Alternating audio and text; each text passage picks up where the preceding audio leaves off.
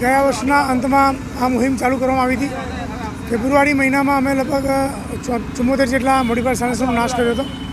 ત્યારબાદ સમયાંતરે એપ્રિલ તેમજ જુલાઈ મહિનામાં 108 મોડિફાઈડ સાયલેન્સરનો નાશ કર્યો હતો. આજે 108 મોડિફાઈડ સાયલેન્સરનો નાશ કરીએ છીએ, જેમાં નામદાર કોર્ટની મંજૂરી લીધી છે તેમજ એક્સપર્ટ ઓપિનિયન લેવામાં આવ્યો છે.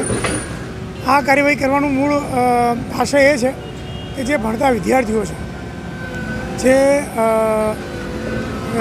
પેશન્ટ છે કે જે હોસ્પિટલમાં દાખલ હોય, જે સિનિયર સિટીઝન છે અને આમ નાગરિક પણ આનાથી ત્રસ્ત છે કે જે ઘોંઘાટ વિકૃત કરે છે, તેના કારણે બધાને તકલીફ પડે છે.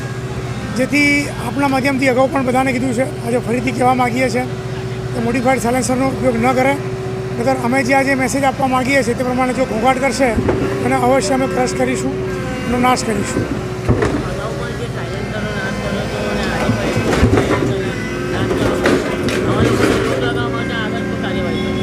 હા, જેમ અગાઉ કીધું એ પ્રમાણે તો અમે જે નાશ કર્યો છે અને આગળ પણ અમે નાશ કરીશું. આ નિરંતર પ્રક્રિયા છે. જ્યાં સુધી મોડિફાઈડ સાયલેન્સર હશે ત્યાં સુધી અમે કાર્યવાહી કરીશું.